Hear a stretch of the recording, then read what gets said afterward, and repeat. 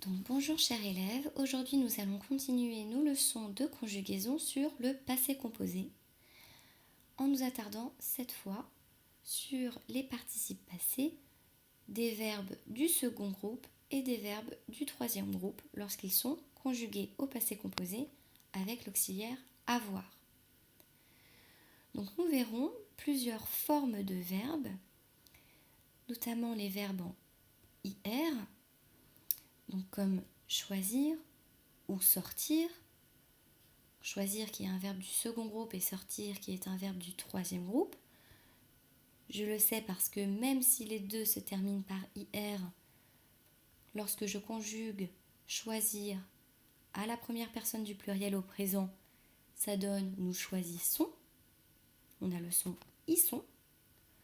Tandis que sortir nous donne nous sortons. Et pas nous sortissons. D'accord ? Donc, nous sortons nous indique que sortir fait bien partie du troisième groupe.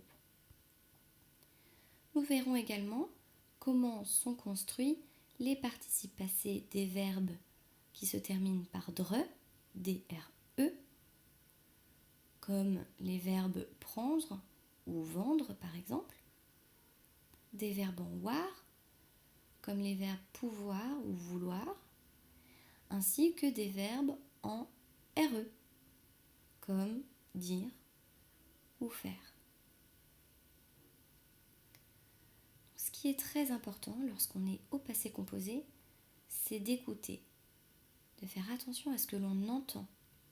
Puisque lorsqu'on entend un participe passé qui se termine par i, par exemple, à l'oral, il pourra à l'écrit se terminer par i, is ou it.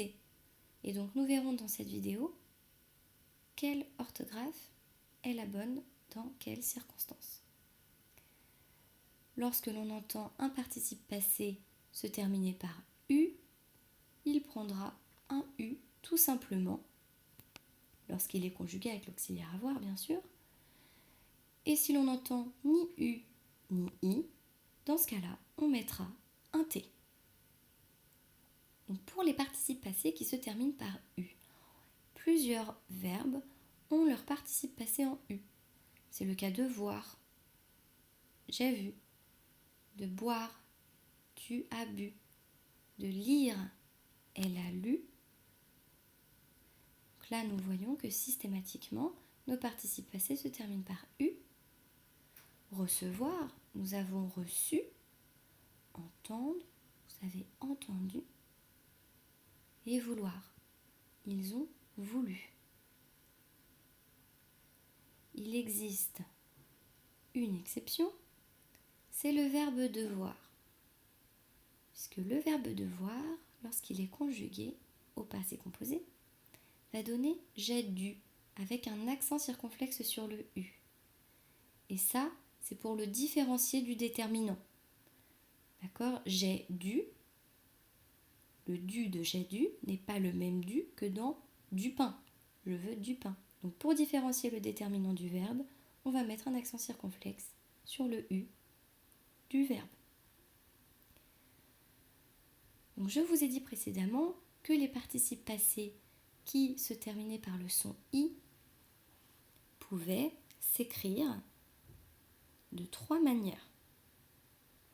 Soit ils s'écrivaient i, soit is, soit it. Nous allons nous intéresser ici à ceux qui se terminent par i. Ceux qui se terminent par i sont ceux qui ont un infinitif qui se termine en ir, qu'il soit du second ou du troisième groupe, comme choisir, j'ai choisi. Finir, tu as fini. Grossir, il a grossi. Bouillir, nous avons bouilli. Mentir, vous avez menti. Et faillir, par exemple, elles ont failli. À chaque fois, nos participes passés se terminent par la lettre i. Bien sûr, il existe quelques exceptions.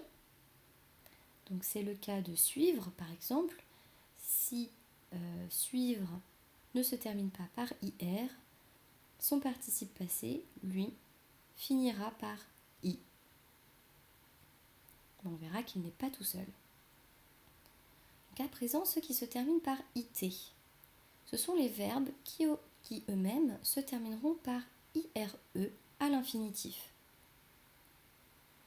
Comme construire, j'ai construit. Dire, il a dit. IT. Cuire, nous avons cuit, IT.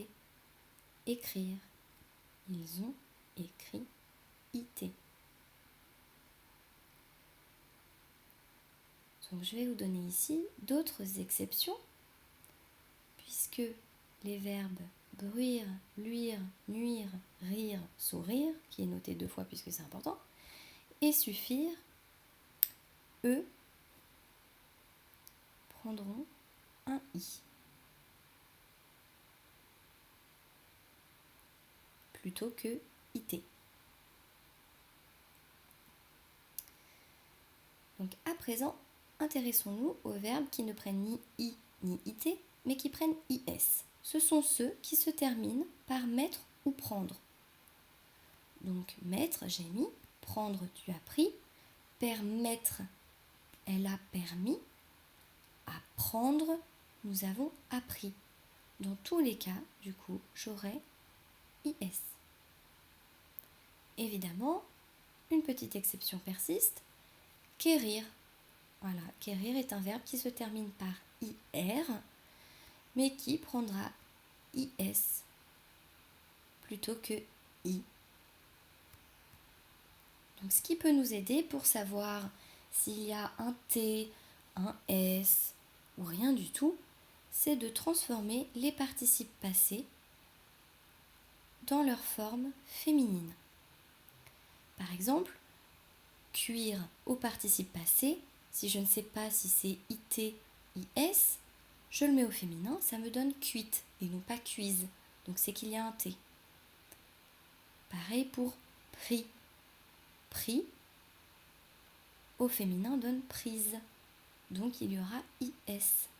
En revanche, pour les verbes comme choisir ou lire, leurs participes passés font choisi et lu au féminin également. Dans ce cas-là, au masculin, je n'aurai rien du tout à la fin à part le I ou le U. Et voilà.